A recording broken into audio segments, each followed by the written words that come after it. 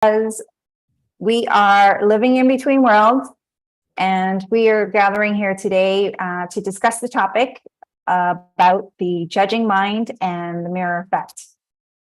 This is a weekly discussion that we have on different topics, and every other week we show up here on live and we come together to share our lived experiences, and this is a space for us to be seen and heard as first and second generation immigrants and diasporas of the world. So we invite you to come and join us in our more intimate conversations through Meetup next week on this very same topic. So we invite you to come join us. You can RSVP with the link in the description. And as mentioned, today we have Nuria and we have Sonia joining us, and I myself am Vanessa. We are, I myself is second generation Canadian, Chinese Canadian, and then we have Sonia and Nuria, who are first generation, and they can tell you a little bit about their background. But today's topic, as I mentioned, is about the judging mind, kind of what it's like to have a mind that judges all the time, and how we actually move through the world with having judgments and allowing ourselves to kind of use this judging mind to work for us as opposed to work against us. So I'm going to let the ladies kind of do their introductions, and Nuria, if you want to start with asking us a question, we can do that. But yeah, thank you, gang. It's great to see you. And as Vanessa was saying, I'm a first generation Canadian, which was something I discovered during our conversations, and I think it's important to start normalizing that. Yeah. And also, I would like to invite everybody to look at the website from Statistics Canada, because they just launched their last census about how many languages are spoken in Canada, and it's really interesting. It's really, really, really interesting. Not only to approach to how much immigration is changing and shaping a new reality in this country, but also to see the importance of languages and how much our language represents us. So if you have a chance, just look at it. And well, I would like to start digging in, and once I pass it along to you guys, Sonia is gonna introduce herself and we can go from there. So yeah, like the reason why there is no reason, a specific reason why I suggested this topic. But I've been noticing that in my world, judgment has been around always. And my first question for you guys is, while I'm providing more explanation, but for you to start thinking about it, do you think that we learn judgment, or we genetically, we're born with that information in our system? Because sometimes I feel like it's like I learned how to judge people, or sometimes probably at school when they say like, okay, use your critical thinking and have a clear judgment about things. I don't know how much I normalized that judgment was something that it was right, regardless if my approach was like good or bad.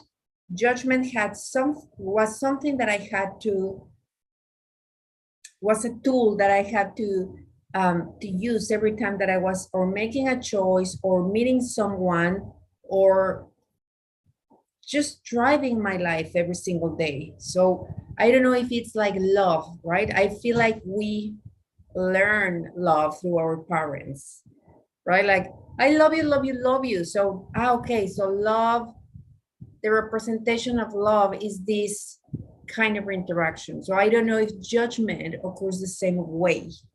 So I'm going to start with that.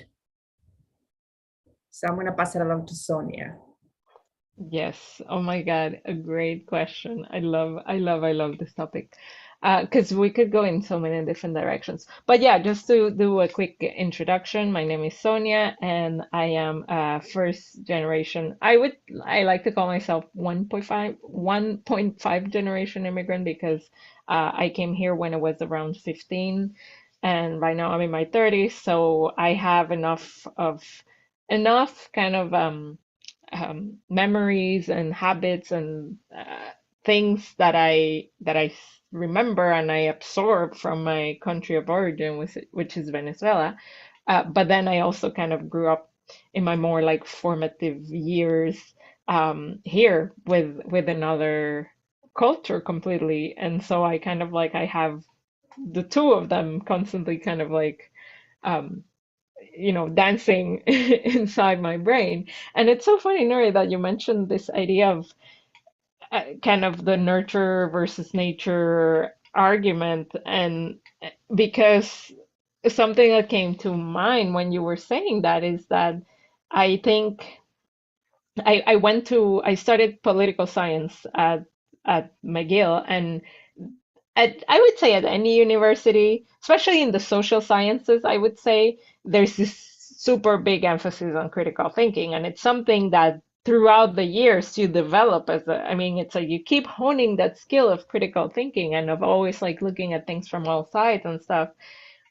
But I definitely do think that has a profound impact on our brain. And I can still see it how that plays out. And I mean, I don't want to give it a label good or bad, but I definitely find that spending so many years kind of writing papers about, one view and then find the arguments against and blah, blah, blah, and training your mind to do that, to come up quickly with like, okay, put yourself in the other position, okay, and like switching back and forth. I definitely do think that it encourages a kind of habit, and it becomes something um, that once you learn it, it almost becomes something super like a skill, like something you just do automatically. So I think definitely, I think there's definitely some kind of evolutionary reason as to why our brains need to kind of compare each other and, make sense of who we are with regards to the other person. And in order to do that, we have to kind of make some kind of judgment. So I think there's a bit of biology, but I think there's definitely so much of it is learned. So much of it is learned. And um, from the topics we speak, not only, I mean, one part it's like in my personal experience, like the going to university and learning the social sciences specifically, but then there's also the kind of the habits that we learn in our families as to what do we talk about when we're at the dinner table, or what do we talk about when we meet with another aunt or something or another cousin. And a lot of the times it's like judging people or like talking about like um how things are going or going bad. I don't know. It's like it's almost like this judgment thing. It's almost something that we used to like connect with other people. I don't know. It's fascinating. But yeah, those are my first observations. Yeah, I think this is where it's so interesting. When we think about judgment, if I really kind of scale back and think about just as humans, we have this ability to apply words to have thoughts, right? And if I show you this, I might call this a mug, you might call it a cup, right? But based on your past learning of what this label is, my dog looks at it and doesn't think anything except that, like, is there food inside, right? Is there something yummy in there for me, right? Um, you know, So this is where it's so interesting how just based on our upbringing, what we kind of learned or who we learned from on labeling things, it's going to have a different meaning for all of us.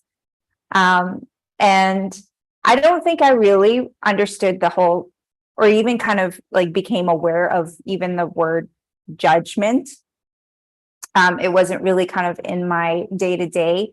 Growing up, it was just very much, we have opinions, we have points of view, right? But I never saw it as a bad thing. It was just like, this is how I believe in things, and there's different beliefs, right? And culturally, we kind of, I think we grow up and we're already, without even knowing, we're learning different kind of belief systems, right? And, like I just even traditions, right? And thinking, or even like superstitions, things like that, right? Like growing up as, Chinese, we were talking about feng shui the other day, and it's just like, yeah, when you can't have your back facing the door, and that's just something I've kind of like believed in, and it's stuck with me, right? So, and you don't really question these things until I started looking into personal development and started to understand, the reason why I feel bad is because I have these thoughts about myself, and they're judgments against myself, and that's where it's like then it becomes a bad thing. And then you're able then to kind of look at, what are my thoughts about other people, and does that work for me, right? So it's just so interesting for me to kind of even think about like how once we learn what judgments are, and if we make them a bad thing, this is where then I can get very critical about it. I can get really critical about how I'm labeling people, how I'm classifying people. And, we all know that it's doesn't feel good to be judged. And we learn that, like for me, I learned that in school, in elementary school, in high school, right? Like we kind of get that first sense of being judged, just being kind of allotted into our little friend groups, right? It's like you start to apply certain labels to yourself, and so that's where it's so interesting. Like for me,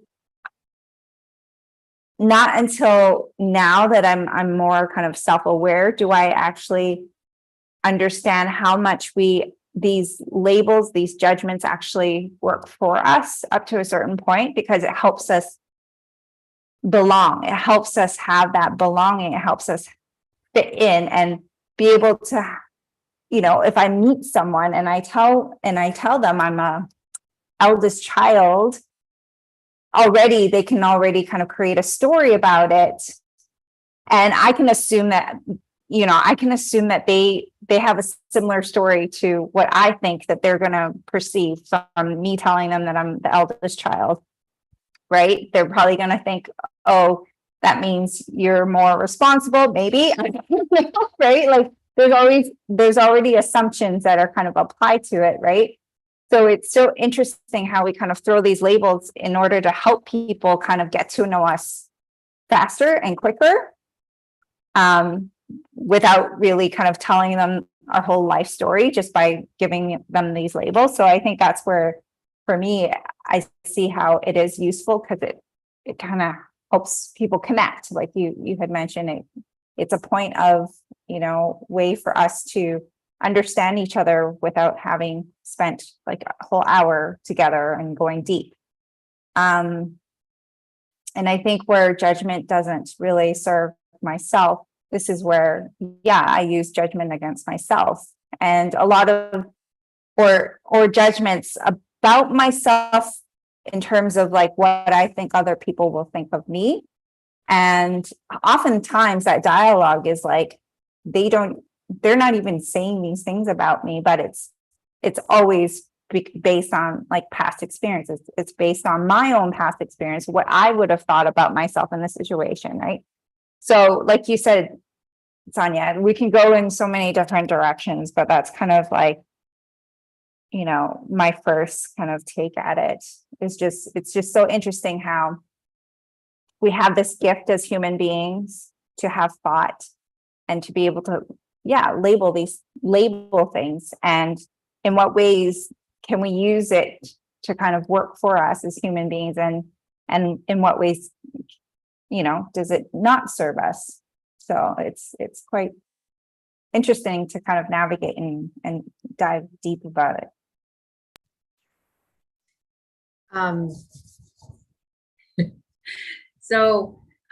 It's funny because when you were exemplifying the coffee cup, or it's a mug or what it is, I thought, wow, like I'm thinking,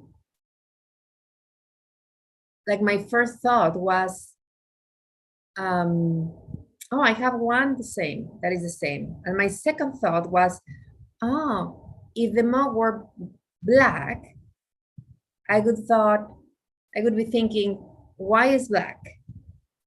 Nobody drinks coffee in a black mug. So while you were talking, I was like, it's insane. Like I'm in a conversation about judgment and I'm already judging. And as Sonia said, like it's not good or bad, it's just you are doing it. Like it's active on the brain, right? And so do you think that judgment leads prejudice, or on the other way around? Because, you know, at the end of the day, judgment is judgment, right? But I think it shows up in labels, in perceptions, in expectations, in prejudice that really shapes the way we interact. So just to give you an example, a while ago, like, well, I've been married for 2 years. Before I got married, I was dating with the same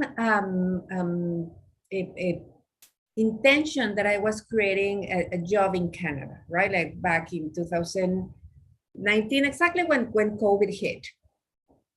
So I supposed to be here just for 1 more year, right? That was it. I lost my provincial shot to apply for my PR. So, you know, after this moment of collapsing, I was like, okay, if this is gonna be my last year in Canada, I'm gonna live it with my 100%, putting all my intention on it, as if this was the best year ever. And I invited my daughters to do the same.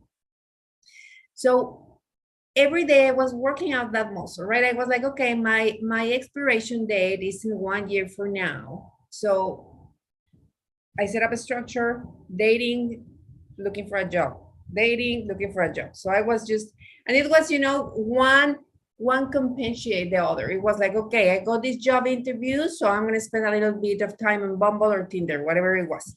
So I was really consistent and disciplined. And of course, I went to a couple of interviews, and I went on a date with a couple of guys, which was, you know, I was recruiting in both ways, right? I was recruiting my potential boss, and I was recruiting my potential partner in life. And for the last 4 years that I was here in Canada, there was a woman who was a sister, right, for many, many years, quite 30 years, I would say. And, you know, in those friendships where you go like up and down and you struggle, and you, at the end of the day, you're still, there is something that keeps you together. And it was interesting for me to see that we started changing, even though we were sharing our life every single day. Something was changing, and in the daily life, there was something that wasn't longer resonating with me. And the breaking point was when I met my husband. She said one day, the way you are living doesn't work for me. You know, like recruiting for a job and recruiting for a partner doesn't work for me. So something happened deep inside that it came back from a past experience and from a past life, I don't know, but something came from deep inside of me that says, I don't give nobody the permission to judge me. Nobody. So she said, I didn't say a word, and I was like, that's okay. And she said, you know, I'm gonna take time off. I was like, it's good, fair enough. So I found an incredible job. My relationship with my now husband progressed. And then so she missed that part because she wasn't present, right?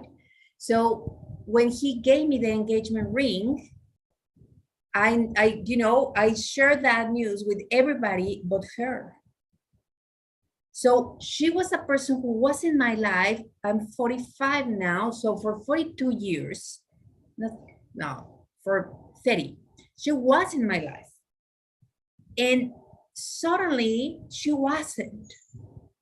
So for me today, at my 45, with my life experience as a newcomer, and today judgment is something I struggle with because I judge and I have prejudice all the time, but I'm aware of them because they're pretty damaging when you are building up a life or a relationship. And today, like looking back then and reflecting on that relationship, I think the relationship had a purpose at that time, and that was it, right? Like it was a cycle that came to end. But I just came up with this story to share with you guys because the breakup on that friendship was because of judgment. That the judgment I experienced, probably it wasn't that way on her end, but in mine was like judgment. So well, I said my question at the beginning, what do you think that comes first? Judgment or prejudice? I have so struggled saying that word, prejudice, whatever you pronounce it. Oh my God, that was such a good story. Thanks for sharing, Nuria. I think, I mean, it goes to show too that like this feeling of this kind of feeling that we get when we perceive that we're being judged is such a thing. I mean, I find it such a like primal thing because it's like you said, it's like there's so I mean, it's like it still happens to me. Like sometimes I think I said this in one of the lives where I'm like, I've done so much like therapy and coaching and like reflection work on like, finding my own individuality. And like, I remember when I first did like, oh, the system of beliefs from my parents is one thing, then there's like my own system of beliefs, kind of like that whole individuation process that happens in life. But still, that doesn't mean that, like, one day my mom might say something that I perceive as judgment, and that shit hurts. And I can see that with my sister too, who's like, almost she's like in her late 40s too, and you can kind of see that like that part of us that gets really wounded sometimes when we are judged by someone that's really close to us. But so I think it's something that really it's something that stays with us like throughout our lives, and at the same time, I'm thinking about it and I'm like, okay, what is the function in all of this? And I don't know. I think I'm like you said, sometimes like in your relationship with your friend, definitely do believe that some relationships, like the cycle comes to an end. You were kind of building a life of like, more like expansion and, exploring things. And, I mean, we will never know, but maybe she got kind of like activated by that, like, whoa, you're doing too many things here. And maybe her own beliefs around like, what she thought that you were supposed to be doing, based on her own beliefs of like what she learned and blah, blah, blah. That for some people, they get really activated, they just tell the other person that, and then they're like unable to kind of handle it. And I think for the way I am currently trying to live my life, what I'm working on is really, I have already tried the approach of trying to control my thoughts, which doesn't work. I mean, more or less work. It works in the sense that guiding our thoughts gently does work. Reminding ourselves to be grateful, does work. But I remember when I started being so into this work of self-awareness, that I became so aware of my judging brain that I totally freaked out. I was like, I need to change every single thing, because it's like kind of like wearing headphones when you are hearing your own thoughts super loudly, and you're like, holy shit, they're so judgmental and I have them all the time, and you're like, oh, I have to do something about it. So I have tried the way of kind of trying to get rid of all those thoughts, but apparently it doesn't work because we're wired somehow to be like super judgmental, apparently. But I think I think when a judgment becomes prejudice is probably when we start taking it very seriously. I mean, when we start kind of taking that judgmental thought super seriously, that it kind of cements into a belief that then forms part of an identity, that then forms part of it, gets super, super cemented instead of being something flexible, something where you're like, some days I like crowds, other days I don't like crowds. And it's like, today I'm in the mood for doing this and that, instead of being like, oh, I usually don't like going to crowded places because people are always blah, blah, blah. So the way I've been trying, I mean, where I'm kind of working on with this whole thing, it's to, yes, I definitely do have prejudice in the sense that I have very cemented thoughts about certain things in life. And I'm like, people who do that, they're like that and blah, blah, blah. But I think in my self-awareness journey, I have tried not to take it so seriously and to be kind of aware. Just notice when the prejudice or the judgment becoming prejudice is trying to become this kind of personality thing, and then see if that's actually serving me. Um, because like you said, it doesn't feel good to be judged, but then it also doesn't feel totally great to judge in, I don't know, in most cases. I guess there's like different levels. I guess there is the judgment that you could be like, oh, you set a boundary, you're like, here's my belief. Okay, I can see how that can be kind of um important to kind of like assert our principles and so on. But I would say most of the time when I'm judging, like it usually feels bad. Like it usually feels like I'm being dragged. Like it feels like going on the path of yeah, of just like negativity. And then one judgment finds another one and another one, and then it's like suddenly you're like, okay, no, nothing was good today, kind of thing. So that's why, yeah, personally I have been on the lookout for those sticky judgments that try to get to kind of, um, yeah, that kind of like want to be in charge of like your brain and your personality, and turn into a whole story of like, I don't like people who drink coffee in like the black box, like you said, I am that kind of person. And it's so funny that you mentioned what your thoughts were, because like my thoughts were just like my brain was like, you show the mug, Vanessa, and it was like coffee, coffee, coffee. I was like, coffee. Tomorrow I will have coffee. My brain was just like that. But yeah, that was a long time, but that's those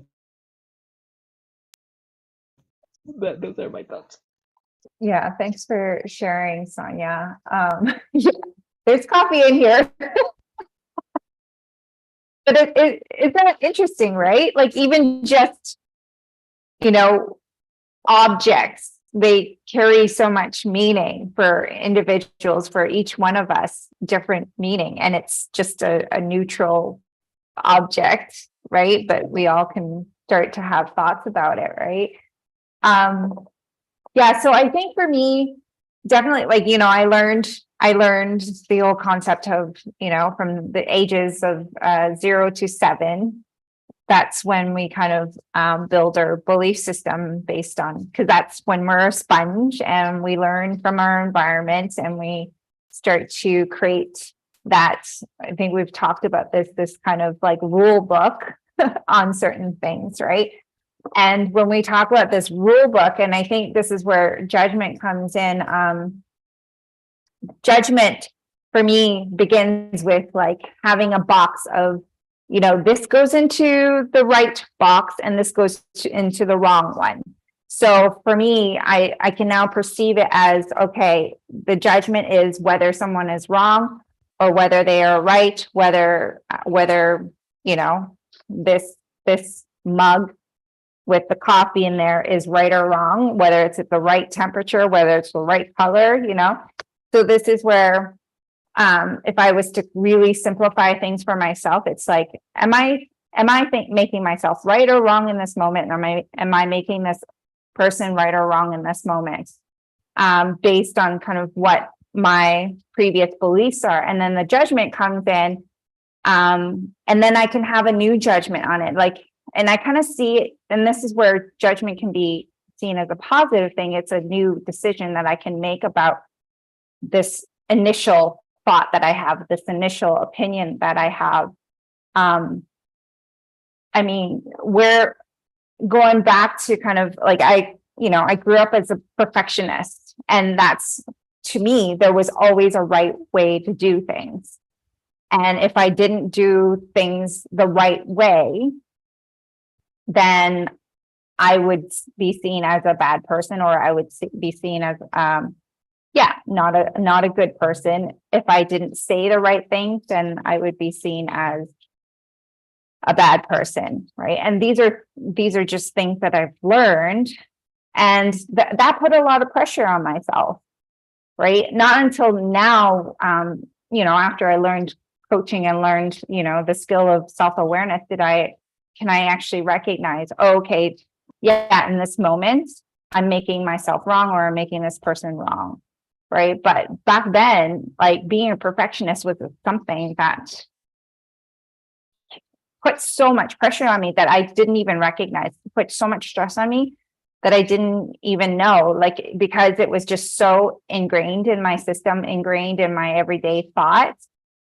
And it's automatic. I would be looking at how someone is doing something, even washing dishes, right? Like, hey, they could really do this a lot more efficiently, right? Like, having silly thoughts like that. It's like, there's got to be a better way to do this. There's a more perfect way to do this, right?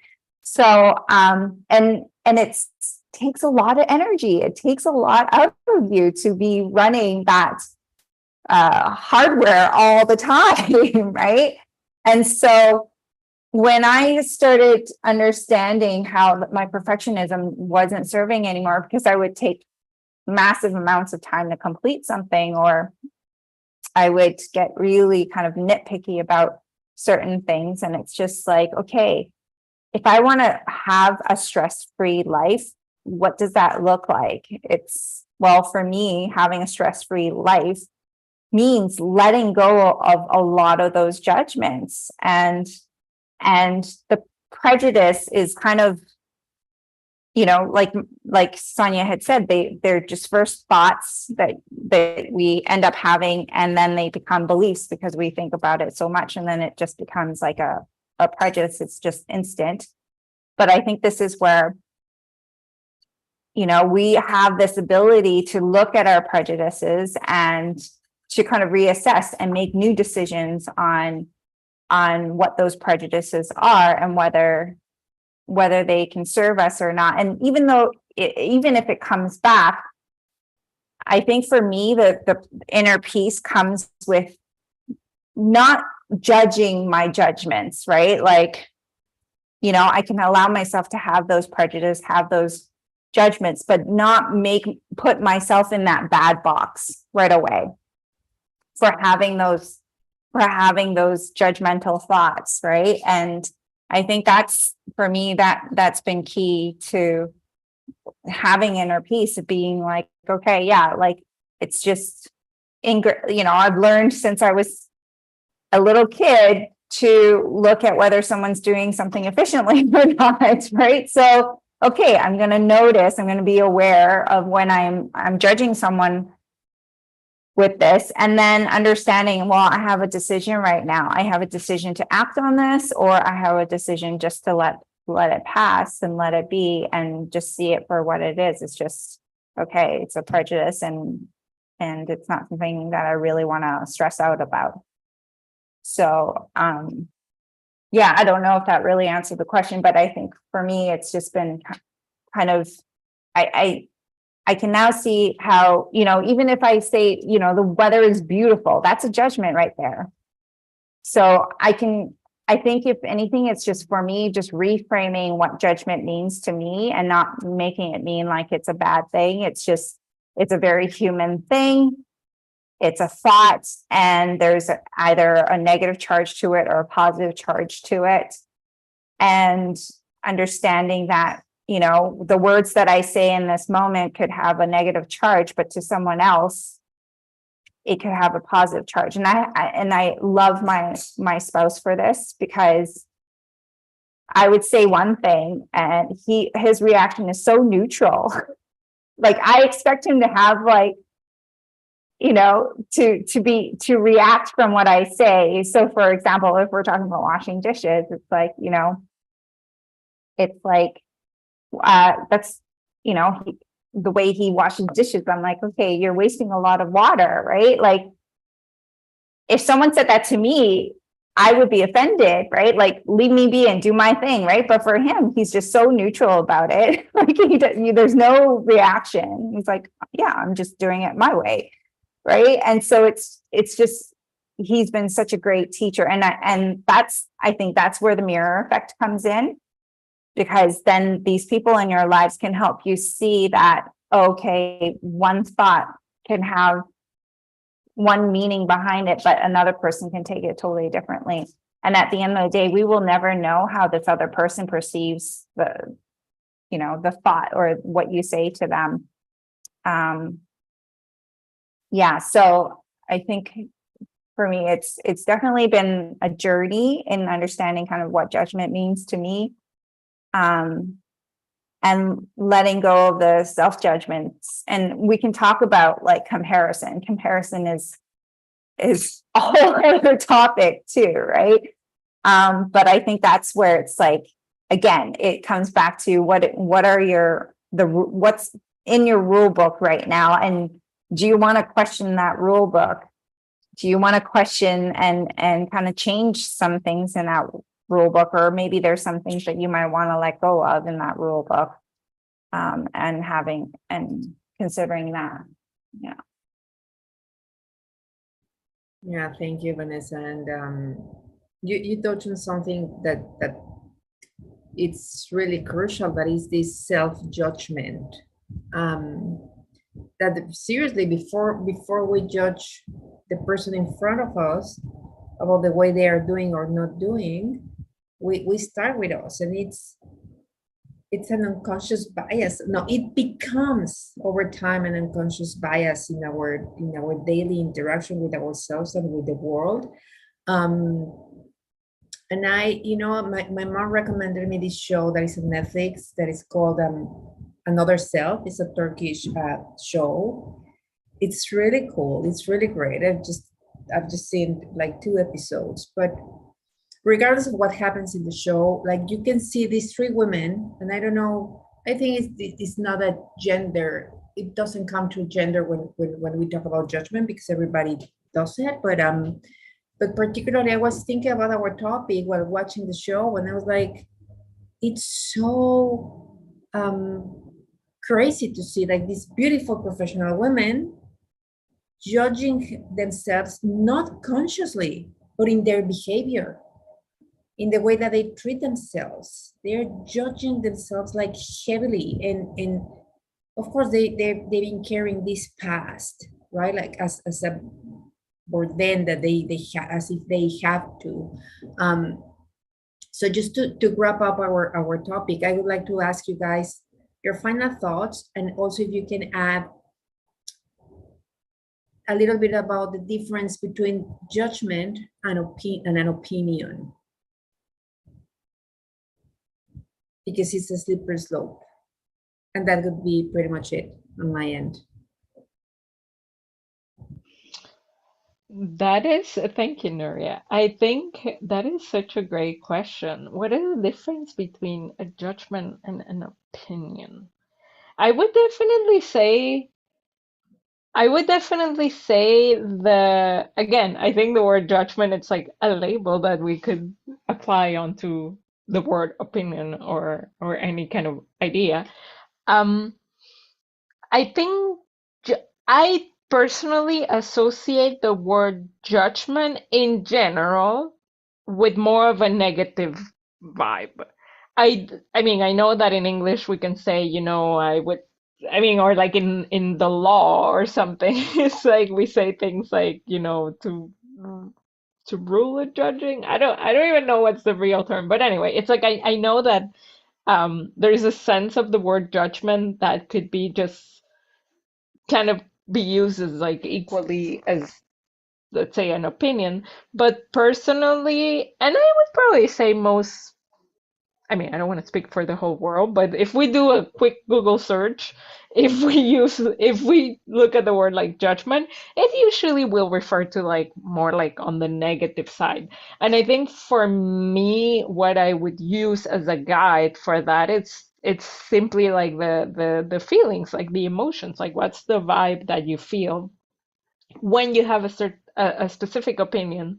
um how does it feel in your body? Like, does it feel like very, does it feel kind of expansive? Does it feel like kind of like, contracting? And then that would be a guide for me to, to see like, okay, is this opinion kind of like helping you, serving you, working in your highest purpose?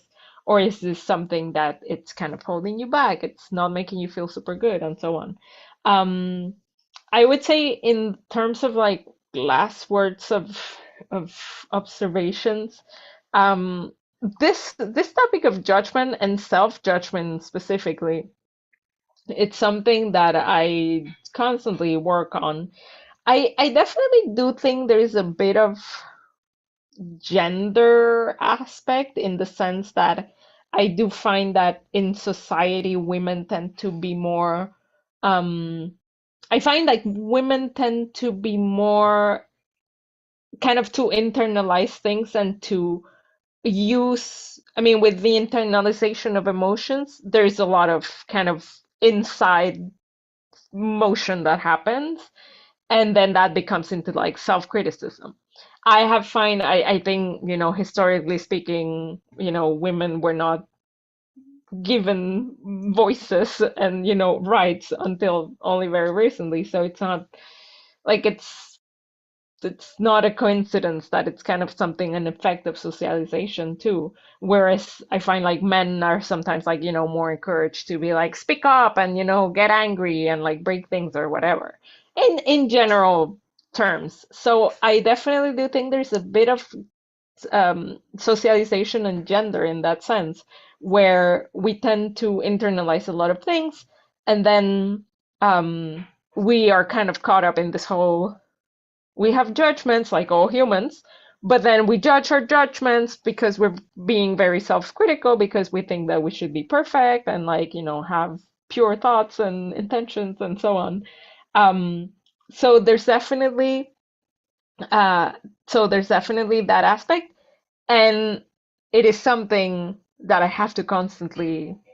I mean, I don't know if this is with me my whole life, but it's a topic that I constantly need to revisit. It's something that I keep an eye on, especially the judgment on judgment kind of meta layer that goes on there. But something, just one last word of experience is that in a recent therapy session I had, I was reminded of a very important tool that we often tend to dismiss, especially when we go kind of, we read a lot of self-help material and we're kind of like, yeah, yeah, we've done that already. But we always need to go back to basics because it's just like with exercise, with physical exercise, you always go back to your basics of like squats and push-ups and blah, blah, blah, blah. In like personal development, it's just like the practice of gratitude. And my therapist is just like, go back to your gratitude journal, go back. It's like scientifically, it has been proven to be like an antidote for like that self-criticism and self-judgment. And I was like, oh, no shit. It's true that that works because it's really like teaching your brain to kind of create the new paths for the more positive things, for more of what you want.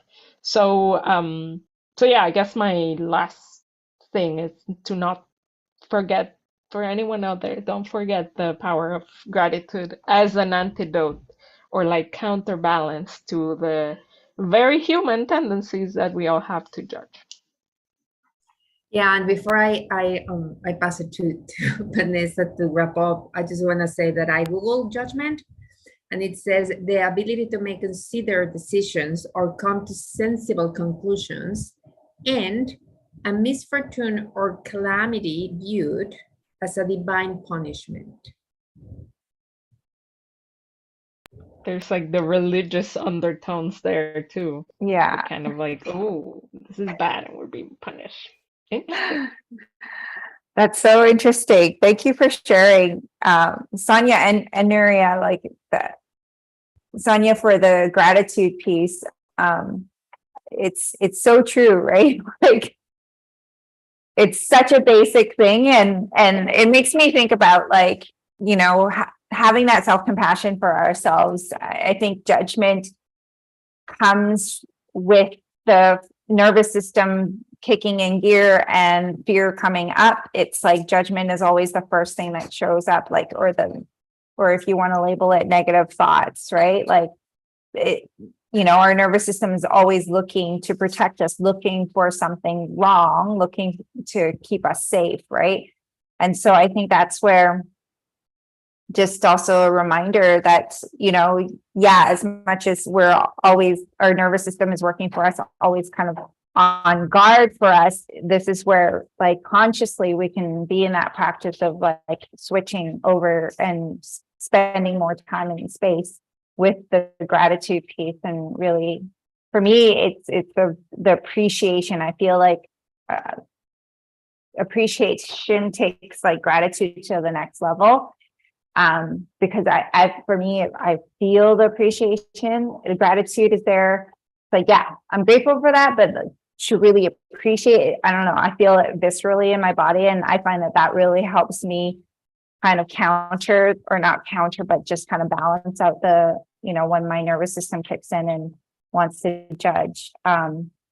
So I think this is, the difference between the judgment and opinion. I think we all learned that. Yeah, maybe it was a religious undertone where like judgment kind of ends up being a bad thing. Like it's given judgment about that negative undertone. So yeah, I guess when we first think about judgment, for me, it's there is that negative piece. An opinion, it almost feels a little bit more open and freeing. Like it's an opinion. So it's like a perspective. So it means like my opinion is one perspective, and someone else's opinion is another perspective. So I think for opinion, for me, there's a little bit more openness in it, whereas judgment is maybe more, opinion is more external, whereas judgment is more like internal. It's like the thoughts that you have, or that for me, that I have internally of someone or of myself. Because I don't really say I have an opinion about myself, right? So that's interesting, right? Like I think it's a really good question, Nuria, to even have that. And I think that's where, yeah, I like the idea of having opinions, and there's more compassion around different people's opinions. Like it's more accepting. I think that's the piece there, right?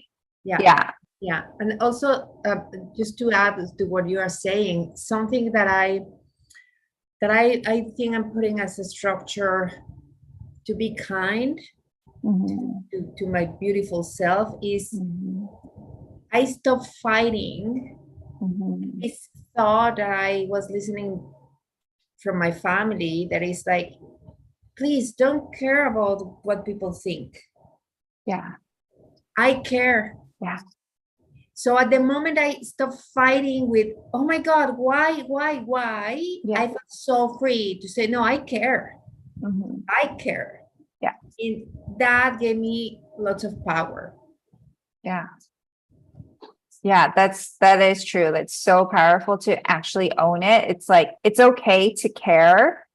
I think there's that sense of aloofness when we're a little aloof. It helps kind of stop us from like having the judgment, or we think it stops us from like, oh, I don't care, but really you do care, right? And it's like when you take ownership of it, it's like, okay, yes, I care. Now what, right?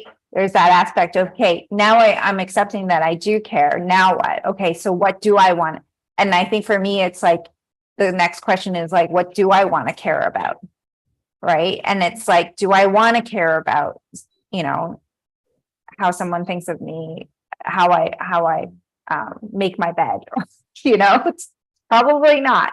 Do I want to care how I look, right? And yeah, there's times when I do want to care, and there's times I barely even look in the mirror and I'm like out the door, right? So I think that's where it's like,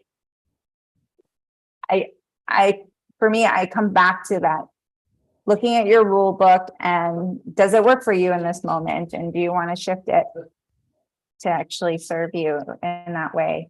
But we can go on and on with this. We didn't even really talk about the mirror effect right now today. So this is where I invite all of you to come and join us next week, same time, Thursday at 5 p.m. Pacific, 8 p.m. Eastern.